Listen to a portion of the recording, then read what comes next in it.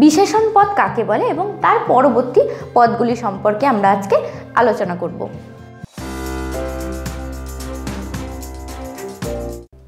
Hello দর্শক বন্ধুরা, তোমরা সবাই কেমন আছো? আমি মৌসুমি। আজকে আমি তোমাদের জন্য নিয়ে এসেছি আমাদেরই আগের যে ভিডিওটা ছিল তার দ্বিতীয় পার্ট, মানে পদ পরিচয়ের পরবর্তী অংশ। পদ পরিচয়ের আমরা আগের দিন বিশেষ্য পদ সম্পর্কে জেনেছিলাম, পদ এবং বিশেষ্য পদ। আজকে আমরা জানব বিশেষণ পদ কাকে বলে এবং তার পরবর্তী পদগুলি সম্পর্কে আমরা আজকে আলোচনা করব। বিশেষণ পদ কাকে বলে? যে পদের দ্বারা কোনো বিশেষণ, সর্বনাম, অব্যয় ও ক্রিয়াপদের গুণ, দোষ, সংখ্যা, পরিমাণ কিংবা তার কোনো অবস্থা বোঝায় তাকে বিশেষণ পদ বলে। বিশেষণ পদ কাকে বলে আমি আবারও বলছি। বিশেষণ, সর্বনাম, অব্যয় ও ক্রিয়াপদের গুণ, দোষ, সংখ্যা, পরিমাণ কিংবা তার কোনো অবস্থা বোঝায় তাকে বিশেষণ পদ বলে। বিশেষণ পদের সাহায্যে আমরা প্রত্যেকটি পদের গুণ, দোষ, অবস্থা, সংখ্যা, পরিমাণ এইসব বুঝতে পারবো, সেটাই হচ্ছে বিশেষণ পদ। এবার বিশেষণ পদকে 3 ভাগে ভাগ করা হয়েছে। প্রথমটি হচ্ছে বিশেষ্যের বিশেষণ, বিশেষণের বিশেষণ, আরেকটা হচ্ছে ক্রিয়ার বিশেষণ। আবারও বলছি, বিশেষণ পদকে আমরা 3 ভাগে ভাগ করি, যেটা হচ্ছে প্রথমটি হচ্ছে বিশেষ্যের বিশেষণ, বিশেষণের বিশেষণ আর ক্রিয়ার বিশেষণ। এবার আমরা এই 3 রকম বিশেষণকে আলাদাভাবে বোঝার চেষ্টা করব। বন্ধুরা, এবার আমরা আলোচনা করব বিশেষ্যের বিশেষণ। বিশেষ্যের বিশেষণ কাকে বলে? যে বিশেষণ পদের দ্বারা বিশেষ্যের দোষ, গুণ, অবস্থা ইত্যাদি বোঝায় তাকে বিশেষ্যের বিশেষণ বলে। মানে যে পদের দ্বারা আমরা বিশেষ্য বলতে কোনো নাম, যেরকম সেটা যে কোনো কিছুর নাম হতে পারে, ব্যক্তি, বস্তু, স্থান, কাল, পাত্র, ঠিক আছে, সেটার যখন কোনো দোষ, গুণ, অবস্থা ইত্যাদি বুঝবো তাকে বলা হয় বিশেষ্যের বিশেষণ পদ। যেমন রতন বুদ্ধিমান ছেলে। এখানে রতন কীরকম ছেলে? বুদ্ধিমান ছেলে। তাই বুদ্ধিমান হচ্ছে, রতন হচ্ছে বিশেষ্য আর বুদ্ধিমান কিন্তু বিশেষণ পদ। তাই বিশেষ্যের বিশেষণ হচ্ছে রতন বুদ্ধিমান ছেলে। নিপা ভালো মেয়ে। নিপা কীরকম মেয়ে? নিপা ভালো মেয়ে। তাহলে ভালো হচ্ছে বিশেষ্যের বিশেষণ। বিশেষ্যের যে বিশেষণটা, দোষ, গুণ যেটা, সেটা হচ্ছে নিপা ভালো মেয়ে। এখানে ভালো শব্দের দ্বারা আমরা কিন্তু বিশেষ্যের বিশেষণ অথবা বিশেষ্যের দোষ, গুণ, ভালো মন্দ ইত্যাদি বুঝতে পারলাম। তাহলে হয়ে গেল বিশেষ্যের বিশেষণ কাকে বলে। এবার দেখে নেব বিশেষণের বিশেষণ কাকে বলে। বিশেষণের বিশেষণ কাকে বলে? যে বিশেষণ পদের দ্বারা অন্য কোনো বিশেষণ পদের দোষ, গুণ, অবস্থা ইত্যাদি বোঝায় তাকে বিশেষণের বিশেষণ বলে। বিশেষণের বিশেষণ, বিশেষণেরও কিন্তু আবার বিশেষণ হচ্ছে, মানে যে পদের দ্বারা আমরা বিশেষণের যে দোষ, গুণ, অবস্থা সেটা বুঝে থাকি তাকে বলা হয় বিশেষণের বিশেষণ। যেমন উদাহরণে তোমরা খুব পরিষ্কারভাবে বুঝতে পারবে, অত্যন্ত ভালো ছেলে। ছেলেটি কীরকম? ভালো তো বটেই, অত্যন্ত ভালো, তার মানে ভালো বিশেষণ। ভালোর বিশেষণের বিশেষণ হচ্ছে অত্যন্ত। অত্যন্ত ভালো ছেলে দিয়ে আমরা বিশেষণের বিশেষণ বুঝতে পারলাম। খুব আস্তে কথা বলবে। কথা আস্তে বলাটাই একটা বিশেষণ, কিন্তু আস্তেটা কীরকম? খুব আস্তে কথা বলবে। এখানে বিশেষণের বিশেষণ হচ্ছে খুব। অত্যন্ত ভালো ছেলে, ভালোর বিশেষণ, তার বিশেষণ হচ্ছে অত্যন্ত। আস্তে কথা বলা, আস্তেটা হচ্ছে বিশেষণ। আস্তে কীরকম আস্তে? খুব আস্তে কথা বলবা, সেটা হচ্ছে বিশেষণের বিশেষণ। তাহলে বিশেষণের বিশেষণ এবং বিশেষের বিশেষণ কিন্তু পরিষ্কার। এবার আমরা জানব ক্রিয়া বিশেষণ। ক্রিয়া বিশেষণ, যে বিশেষণ পদের দ্বারা কোনো ক্রিয়ার অবস্থা, স্থান ও সময় বোঝায় তাকে ক্রিয়ার বিশেষণ বলে। যখন আমরা বিশেষণ পদের দ্বারা কোনো ক্রিয়ার অবস্থা, স্থান ও সময় বুঝে থাকি তখন তাকে বলা হয় ক্রিয়া বিশেষণ। যেমন জোরে জোরে বাতাস বইছে। জোরে জোরে বাতাস বইছে, বাতাস বওয়াটা হচ্ছে একটা ক্রিয়া, একটা কাজ। কীরকমভাবে বাতাস বইছে? জোরে জোরে বাতাস বইছে। এই যে জোরে জোরে কথাটা, এটার দ্বারা ক্রিয়ার বিশেষণ আমরা বুঝে গেলাম। মিতা চমৎকার গান করে। গান করাটা কিন্তু একটা ক্রিয়া, কিন্তু কীরকম গান করে? চমৎকার গান করে। এই যে চমৎকার গান করাটা, সেটা কিন্তু ক্রিয়ার বিশেষণ। ক্রিয়ার যে অবস্থা, স্থান, সময়, ভালো মন্দ যেটা হয় সেটাকেই বলা হয় ক্রিয়া বিশেষণ। তাহলে বন্ধুরা আমরা বিশেষণের 3 রকম পদ সম্পর্কে কিন্তু বুঝতে পারলাম। একটা হচ্ছে বিশেষ্যের বিশেষণ, বিশেষণের বিশেষণ, আর শেষেরটা হচ্ছে ক্রিয়া বিশেষণ। প্রত্যেকটিরই উদাহরণ দিয়ে আমি তোমাদের বোঝানোর চেষ্টা করেছি। বন্ধুরা এবার আমরা আলোচনা করব সর্বনাম পদ সম্পর্কে। সর্বনাম পদটা কিন্তু খুব মজার একটা পদ, তোমরা সবাই কিন্তু একটু মন দিয়ে শুনবে। সর্বনাম পদ কাকে বলে? যে পদ বিশেষ্যের পরিবর্তে বসে তাকে সর্বনাম পদ বলে। এবার বিশেষ্যের পরিবর্তে যে পদ বসে তাকে বলা হয় সর্বনাম পদ। এই সর্বনাম পদকে ভালোভাবে বোঝার জন্য কিন্তু উদাহরণটা খুব মন দিয়ে দেখতে হবে। যেমন রাম ভালো ছেলে, রাম স্কুলে যায়, রামের বাবা একজন শিক্ষক। এখানে কিন্তু রাম ভালো ছেলে, রাম স্কুলে যায়, রামের বাবা একজন শিক্ষক, এখানে রাম কথাটা বারবার ব্যবহার করাতে কিন্তু বাক্যটি মোটেও শুনতেও ভালো লাগছে না, দেখতেও ভালো লাগছে না। তাই আমরা কি করব, এই বাক্যটাকে যদি এখন আমি এইভাবে লিখে থাকি তাহলে দেখো তো কীরকম লাগে। রাম ভালো ছেলে, সে স্কুলে যায়, তার বাবা একজন শিক্ষক। তাহলে রাম কথাটা একবার ব্যবহার করে তার রামের পরিবর্তে আমি প্রথমে সে ব্যবহার করেছি এবং তারপরে তার ব্যবহার করেছি। এই দুটি পদ ব্যবহার করেছি রামের পরিবর্তে, মানে বিশেষ্যর পরিবর্তে। তাহলে এখানে সে এবং তার এই দুটি হচ্ছে সর্বনাম পদ। তাহলে সর্বনাম পদ কি করে আমরা ব্যবহার করব? যখন বিশেষ্যের পরিবর্তে যে পদ বসে তাকে বলা হয় সর্বনাম পদ। যেমন রামকে বারবার না লিখে আমরা সে, তার এইসব ব্যবহার করে সর্বনামের ব্যবহার করেছি। তাহলে বন্ধুরা সর্বনাম পদকে কিন্তু আবার কতগুলি ভাগে ভাগ করা হয়। এবার আমরা সেই ভাগগুলি সম্পর্কে আলাদা আলাদা করে দেখে নেব কাকে কি বলে। বন্ধুরা এবার আমরা সর্বনাম পদের প্রত্যেকটি ভাগ সম্পর্কে জানব। সর্বনাম পদকে 8টি ভাগে ভাগ করা হয়। সর্বনাম পদকে কয় ভাগে ভাগ করা হয়? 8টি ভাগে।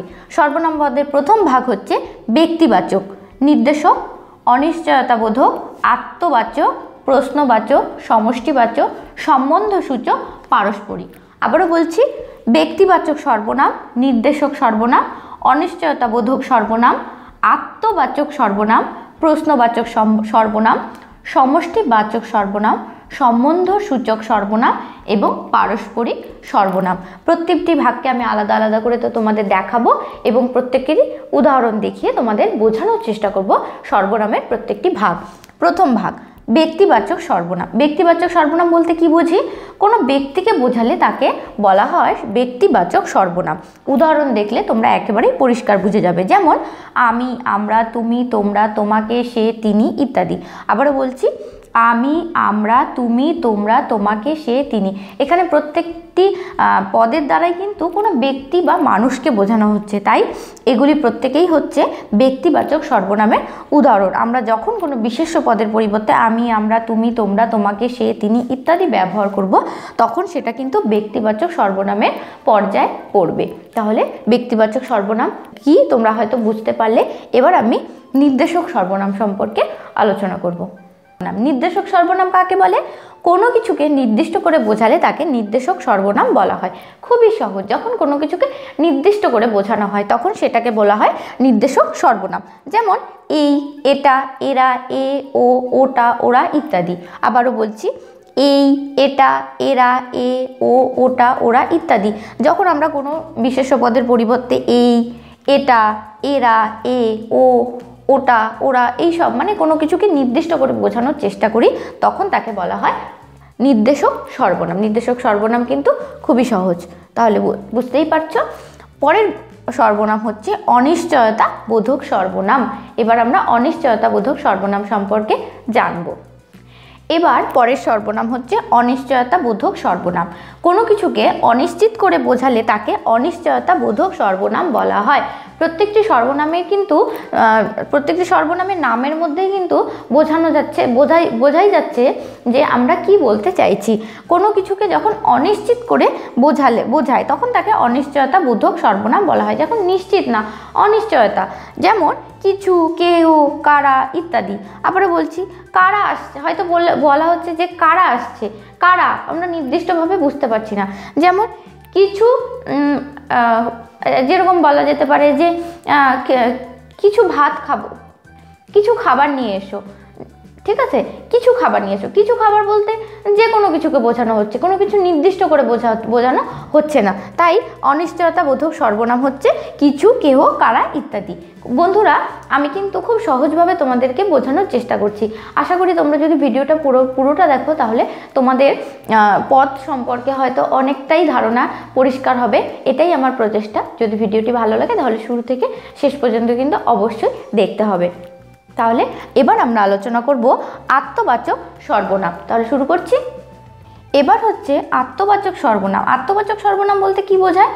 যে সর্বনাম শুধু নিজেকেই নির্দেশ করে তাকে আত্মবাচক সর্বনাম বলে। আবারও, যে সর্বনাম শুধু নিজেকেই নির্দেশ করে তাকে আত্মবাচক সর্বনাম বলে।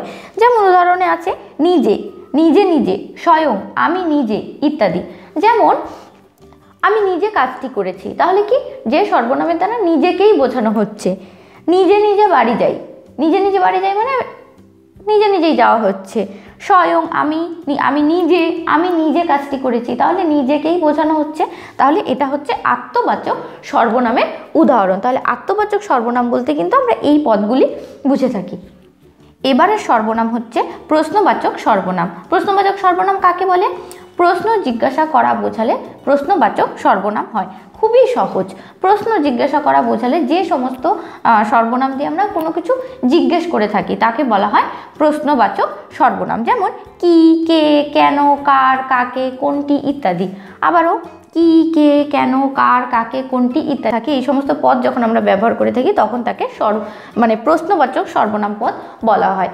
প্রশ্নবাচক সর্বনাম পদ হচ্ছে কি, কে, কেন, কার, কাকে ইত্যাদি, কোনটি, এই সমস্ত হচ্ছে প্রশ্নবাচক সর্বনামের উদাহরণ।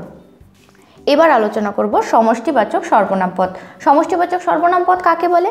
যে সর্বনাম পদ একের অধিক কোনো কিছুকে নির্দেশ করে তাকে সমষ্টিবাচক সর্বনাম পদ বলা হয়। সমষ্টি বলতে একসাথে অনেক কিছুকে বোঝানো হচ্ছে। যেমন সব, সবাই ইত্যাদি। সব, সবাই দিয়ে আমরা সমষ্টিবাচক সর্বনাম পদকে বুঝেই যাব। তাহলে আবারও বলছি, যে সর্বনাম পদের দ্বারা একের অধিক কোনো কিছুকে নির্দেশ করে তাকে সমষ্টিবাচক সর্বনাম পদ বলে। যেমন সব এবং সবাই, এই দুটির দ্বারাই কিন্তু আমরা সমষ্টিবাচক সর্বনামকে বুঝেই যাব। পরের সর্বনাম পদ হচ্ছে সম্বন্ধসূচক।